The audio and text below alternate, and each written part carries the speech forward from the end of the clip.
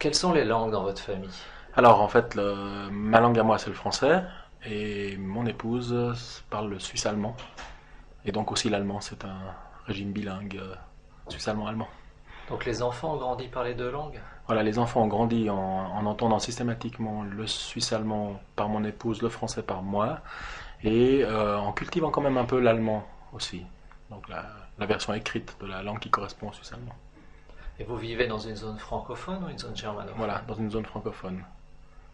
Avec des contacts avec des amis en zone germanophone, avec une partie de la famille en zone germanophone, mais quand même l'école, les amis, tout ça, ça se passe en français.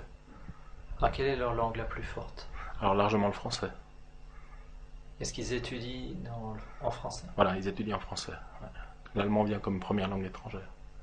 Donc l'allemand est une matière scolaire ou est-ce que c'est une langue d'enseignement à l'école? Alors en fait, c'est une matière scolaire qui s'enseigne à partir de la troisième ou quatrième année d'école, en fait.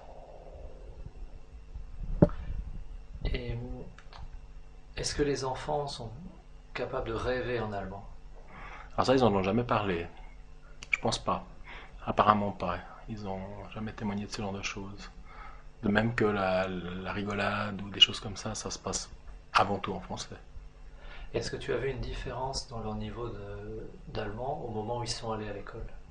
Ah oui, alors, c'est clair, donc le plus jeune ne fait pas encore d'allemand à l'école, il va commencer l'année prochaine, mais le plus âgé, lui, il est simplement à l'aise. Donc c'est vrai que quand il s'agit d'apprendre du vocabulaire, il doit faire un effort parce qu'il apprend lui un dialecte, le dialecte suisse-allemand, et il doit faire un effort pour apprendre un vocabulaire allemand qui est quand même parfois un petit peu différent et l'orthographe peut poser des petits problèmes. Par contre, la compréhension, c'est une facilité impressionnante. S'il y a des exercices où il faut écouter un texte ou lire un texte, c'est vrai qu'il comprend d'emblée la quasi-totalité du texte. Ouais. Et est-ce qu'ils répondent en allemand à leur mère ou en français?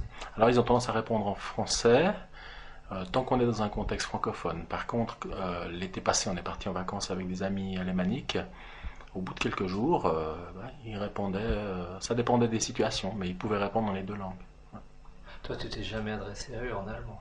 Non, enfin, pas à eux. Par contre, il m'arrive de parler devant eux en allemand, mais bon, moi je suis pas un bilingue, donc mon allemand reste souvent fautif. En parlant de fautes, justement, est-ce qu'il vous est arrivé de transmettre des choses qui sont erronées aux enfants et comment est-ce que vous avez réagi? Des choses erronées du point de vue des Par langues. exemple, par rapport au Hördeutsch. Alors forcément, dans la mesure où eux, ils apprennent le suisse-allemand, et que le suisse-allemand a tendance à avoir des différences. Il y a des mots comme le mot schaffen qui veut dire réussir en allemand, mais qui veut dire travailler en suisse-allemand. Donc, bah, ça arrive que mon fils se trompe à l'école parce qu'il se réfère au suisse-allemand. Ouais. Vous avez remarqué des contaminations linguistiques d'une langue à l'autre? Alors oui, tout à fait, oui. Quand ils sont jeunes, entre 2 et 4 ans, il y a des mélanges absolument drôles. Des choses de genre, je ne sais pas, Hob, il va venir aujourd'hui. Donc il y a des choses absolument amusantes dans la mesure où l'enfant cherche la voie la plus simple. Il cherche le parcours le plus court. Euh, Si tout à coup lui manque un mot dans sa première langue, mais que le mot lui apparaît rapidement à l'esprit dans la deuxième, il va utiliser l'autre. En supposant que tout le monde comprend ces deux langues. Est-ce que vous avez remarqué des contaminations qui seraient plus sémantiques? Certainement, ça me revient pas maintenant. Ouais. Certainement des petites erreurs, mais elles ont toutes tendance à s'éliminer avec le temps. C'est des erreurs temporaires. Au fond, quand un enfant grandit avec une seule langue, il fait aussi des erreurs. Le français est suffisamment irrégulier pour inciter à faire des erreurs, pour dire vous disiez à la place de vous dites. Et puis cette erreur, à un moment donné, elle se normalise. Donc là, c'est un peu pareil. Là, les contaminations de langue, elles sont temporaires, elles font très peur aux parents, mais de facto, elles disparaissent tranquillement. Et est-ce que l'accès à l'écrit a été facile? Est-ce qu'ils lisent en Hochdeutsch ou en suisse allemand? Pas très bien. Donc ça, c'est l'école qui le rapporte. C'est Ils lisent à vraiment. l'école? Alors, donc l'aîné qui fait de l'allemand maintenant depuis 3 ans, lui, alors oui, bien sûr, il apprend à lire l'allemand et donc il le lit maintenant assez facilement, en fait. Mais il y avait quand même, donc le fait de posséder la langue sur le plan oral, ne garantissait pas qu'on puisse la lire. Il fallait encore apprendre le décodage de l'allemand écrit. Et s'il doit lire un roman, il va le lire en français ou en allemand? Alors toujours en français. Cette barrière de l'accès à la lecture des romans n'a pas été encore franchie. Non, et manifestement là, dans son cas, en étant éduqué avant tout en français, enfin finalement pour lui, le suisse allemand, c'est la langue de sa mère, c'est une langue qui sert à s'amuser, qui sert à écouter aussi, hein. Il a eu beaucoup l'occasion d'écouter des histoires, des disques, de voir des films en suisse allemand ou en allemand, mais ça reste une langue qui n'était pas du tout sa langue écrite. Alors, première langue écrite le français, et puis ensuite maintenant, l'allemand est en train de devenir une langue écrite. Donc on ne sait pas encore, on ne peut pas encore savoir s'il aura du plaisir à lire d'ici quelques temps en allemand. Et quand il était petit et que vous deviez lire des histoires, vous lisiez des livres en suisse allemand, en français, en allemand? Alors, on a fait un peu des trois, mais mon épouse, elle, lisait le livre en suisse allemand, Même s'il donc, était écrit en français. même s'il est écrit en allemand surtout. Les Suisses allemands ont cette capacité de lire un texte écrit en allemand et de le lire en fait en suisse allemand à haute voix. J'ai toujours de la peine à imaginer comment ils font ça. Et puis moi j'avais tendance à lire des textes plutôt en français en fait. Et si l'enfant a un livre qu'il aime beaucoup en Hochdeutsch et qui te l'apporte et qui dit Papa, maintenant tu me le lis. Alors j'essayais de le lire en français. Alors probablement en n'étant pas totalement fidèle, mais oui. Donc la situation s'est produite effectivement, et mon épouse a aussi lu des livres en français en les restituant en suisse allemand.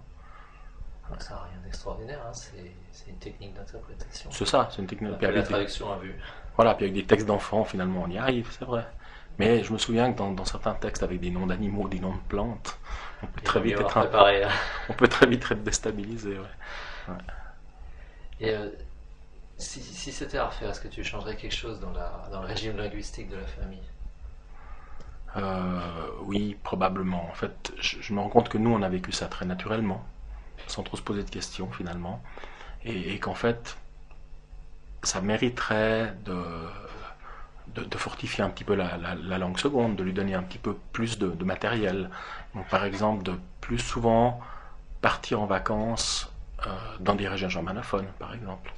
On a eu tendance à faire pas mal de vacances dans des régions francophones, alors que c'était plutôt, on aurait dû privilégier peut-être des régions germanophones. De même que, par exemple, quand on leur montrait des films, on aurait peut-être dû plus systématiquement choisir des films en allemand au début, pour rééquilibrer un peu l'équilibre qui était naturellement plus favorable aux Français, vu qu'on vivait dans une région francophone. Et quelle a été la position du milieu environnant? Est-ce qu'il y a eu des gens qui soutenaient ce bilinguisme ou des questions, des gens qui s'opposaient? Alors globalement, très favorable en fait. Je sais que dans la génération précédente, c'était pas forcément le cas. Nous, on n'a eu que des messages positifs. D'autant plus qu'on vit dans une région donc minoritaire en Suisse en tant que francophone. Connaître la langue majoritaire de la Suisse, en plus son dialecte, c'est un tel avantage que tout le monde voyait tout de suite l'intérêt. Ouais. La question s'est jamais posée, on vous a jamais demandé pourquoi pas une langue dominante comme l'anglais par exemple? Non, je crois pas. Parce que tout d'abord, je crois qu'aucun des deux d'entre nous n'aurait été capable de parler de manière fluide l'anglais. C'est la langue cadette. Et est-ce que tu as l'impression que les enfants sont favorisés durant leurs études? Pas en allemand, mais dans d'autres matières.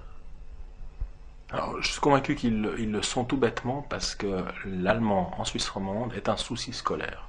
C'est une langue qui stresse beaucoup de monde, qui fait peur. C'est une langue qui est perçue comme très différente du français, comme très difficile. Et puis je dirais, ben, mon fils, il élimine cette difficulté. Parce qu'il n'a pas peur de l'allemand, il a envie de l'apprendre, enfin, disons, il a une approche positive de cette langue. Du coup, il peut se retourner et se concentrer sur d'autres choses comme les mathématiques.